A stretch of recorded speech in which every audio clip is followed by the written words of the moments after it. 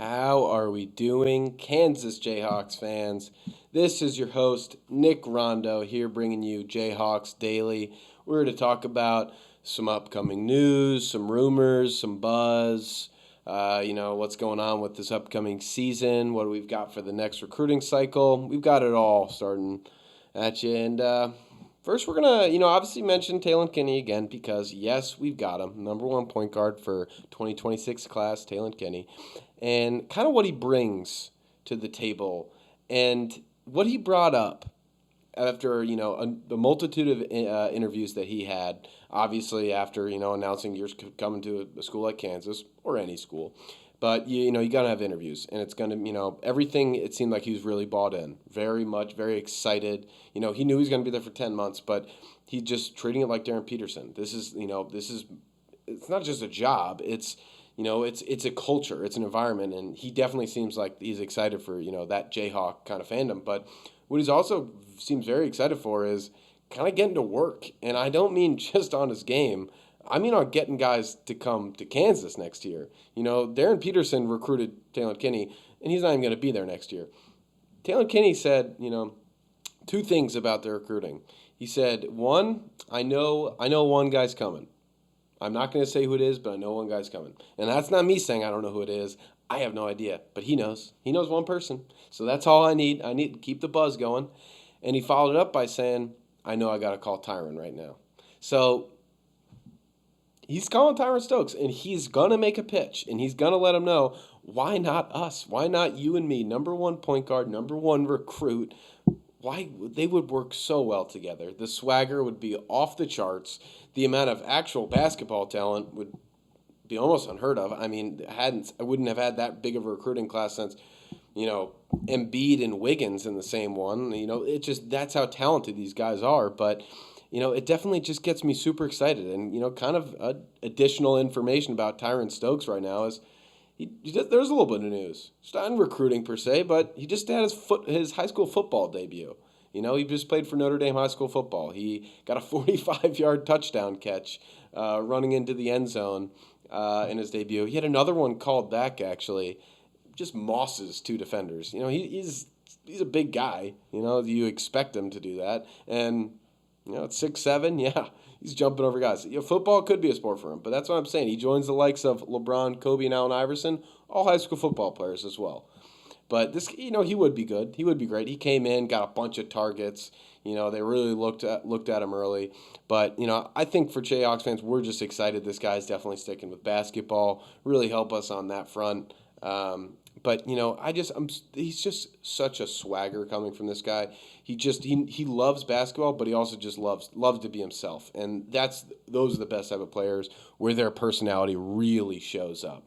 And yes, he's also had a little bit of he's already had that experience with playing with another hyper talented type of player. Like I said, in high school, he played with AJ DeBonta before he reclassified and then left. So he's already maybe had to play, if you want to say like second fiddle, which I'm not saying he would have to or did back then, but it's kind of understood that he's already been there. He understands how to play off great talent around him, and he also does. He just it's impossible to look at Tyron Stokes and not think of these NBA comparisons. I mean, we all know he's going to be in the NBA a year later, but he just has the same size, build, and kind of talent of like a Jason Tatum or a Scotty Barnes, Miles Bridges, McCall Bridges, even. These guys who just have great length. They play off their own defense and just are effortless, taking it to the rim with just a great effortless stroke. So I just love just seeing little tidbits and facts about this guy.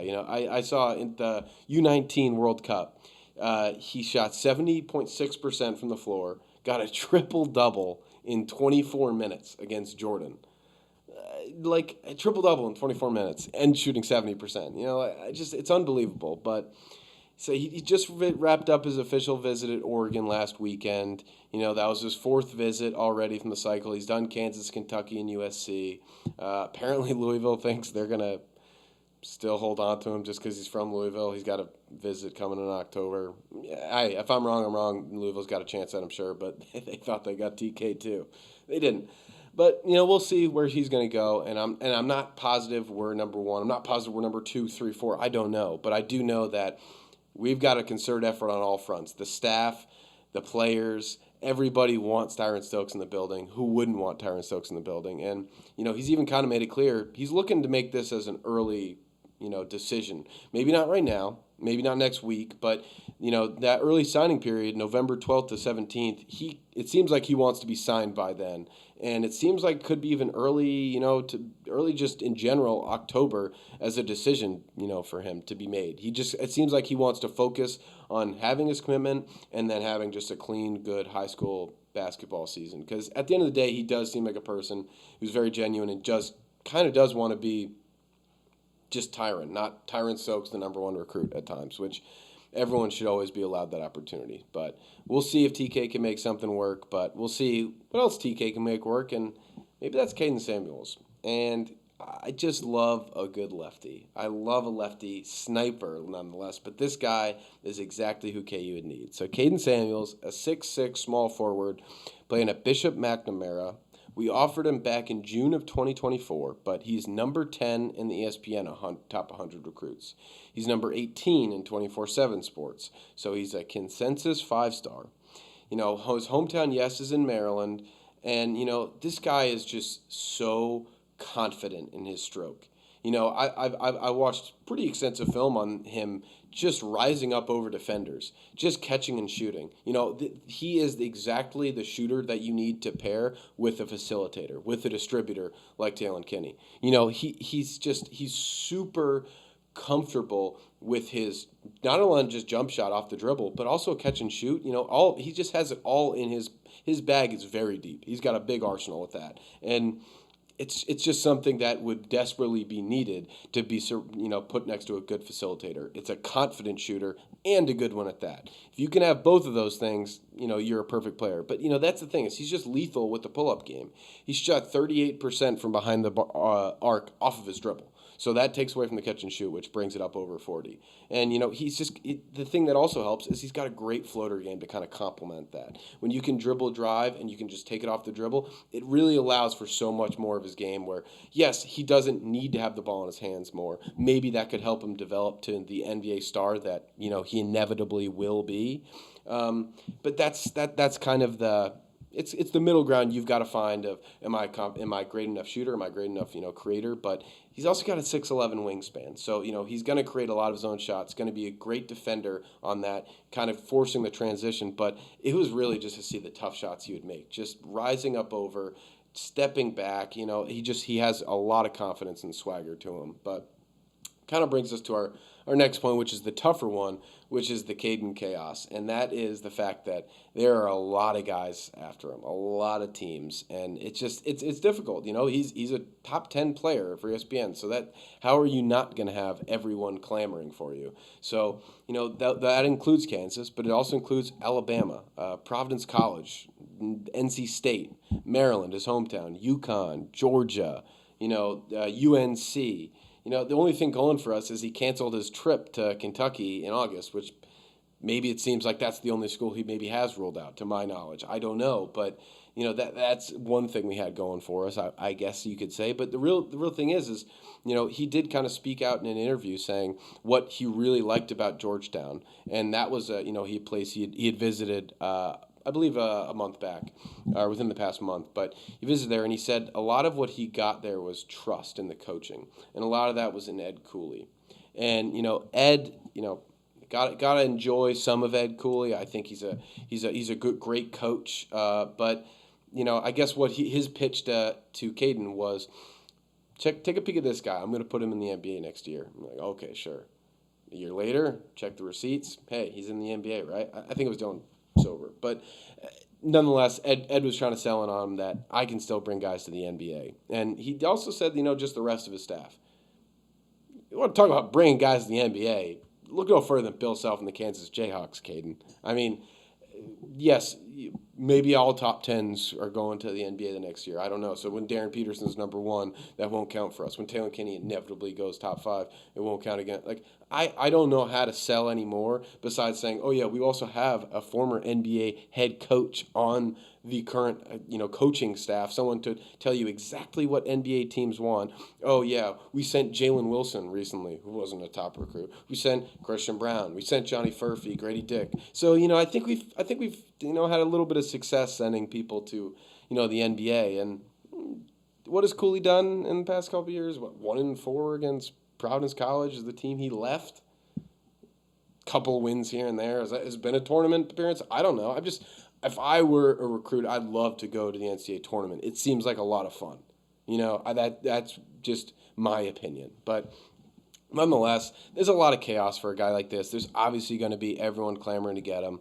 He can score from all 3 levels. He can defend. He can rebound. Very active defender. Got a good motor. But, it's just it's throwing darts at a wall, wherever it kind of lands. That's where he's going to go, and it seems like it's going to be a long process. He's going to take all the visits. I don't think he's taken many yet, like I mentioned Georgetown, but we'll keep you updated. We'll keep looking at it. We'll see if that has a potential news kind of changer for KU, but he's definitely going to be doing a lot of due diligence, a lot of program kind of researching, and we'll see. As long as Kansas can stay on that list, I'm excited because he's a lefty sniper. He is exactly who we need to complement a great facilitator in Taylor Kinney. He's exactly what any program would need and is a confident one, someone who just can really take over a game just with their presence. So, Caden Samuel, think about it. Just think about it.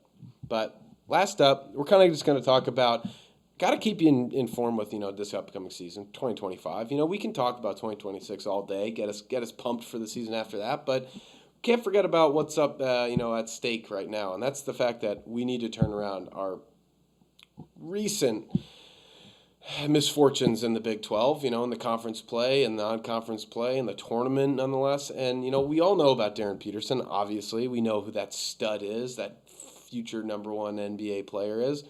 But, that's also a little bit about Flory Badunga and what are the chances that he leaves after this year. Yes, we had the scare of the transfer portal for Flory. He did join the portal. I think it was for maybe 2 days, but it was more of a statement. And he even said it afterwards. He didn't feel valued enough. And I don't know if he got the value. Maybe he did. Thank you, David Booth, $300 million. But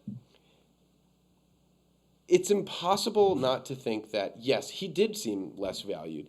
There was a stretch in the last 15 games where he was getting less than 20 minutes for certain.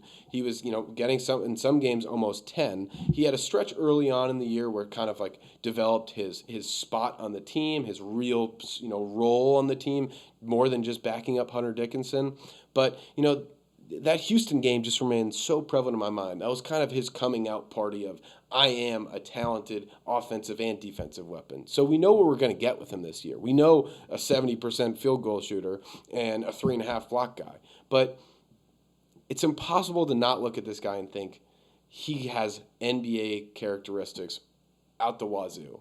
6'9", 7+ foot wingspan, incredibly talented above the rim, a 4 block a game type, player, very, very just talented within 18 feet with his hands. He models his game after Giannis, and I'm not saying it's the exact same game, but you can see that kind of fluidity that you don't exactly get from a person of his size. But his chances of leaving from the NBA, I got to chalk it up to 50-50. It really depends on how his season goes, and I think that kind of leads in many different ways how his season goes. What kind of support is he going to get at the center position? He can't just play, 35, 38, 40 minutes. He can't do that as a center and be that efficient. He'll probably be playing 30 easily. I hope that. But he's going to have to get significant help when the guys are on the floor with him and when he's off the floor. We can't have a huge drop-off in production. And that means we got to look at, some other options. Yes, I've mentioned Paul Mbaya, who I think is going to be an absolute stud and could easily step in at some point. He's a freshman. You can't expect too much early. The same goes with Bryson Tiller. We're going to talk about him, soon. I feel like he's not getting enough praise, and we've got to do it for him then. But Bryson Tiller is going to be a great player to have on that, plug-in role. He's a little bit more undersized, but Flory's only 6'9". It's just his length that really carries over. But Another guy is Justin Cross. This is his third year with KU program. Yes, he's a walk-on, but he's a JUCO champion. His dad has already coached at multiple levels of college, including at UVA. A coordinator at Toledo as well, Notre Dame. But his JUCO team at John A. Logan College won 31 straight wins. When you have a winning mentality, and he was a player in many of those games. It's hard not to see a guy who's been with the program, knows what Bill Self preaches every day, and can help, let the freshmen develop. Let Paul Mbaya take a second to kind of learn what his role will be, how he can develop offensively and defensively. Let Bryson Tiller, let these guys take a second, and maybe Justin Cross, we kind of lean on him early and, the early on Flory non-minutes. I just think these are things we've got to look at because Flory's going to be having a big workload this year. He was in that transfer portal. Darren Peterson called him, said, hop out. We're coming, we're rolling, and we're going to get maybe us both to the NBA. For KU fans, I hope not both. But it's impossible to turn down that type of frame. And if he has a great year, that type of confidence and production for what he does. But that's Flory Badunga. That's who I hope is a Jayhawk for life. You're a Jayhawk for life already in my mind, but we can see if we can keep you for one more year because we're going to desperately need you this year. You are exactly the build we need. But, hey, I appreciate everyone for listening. Thank you so much for tuning in to Jayhawks Daily. Like, comment, subscribe. I'm reading them all, but I very much appreciate you guys listening in. So let's see who we got for next year. Let's see who we've got coming up this year. But at the end of the day, it doesn't matter. Rock chalk, baby. Go Jayhawks.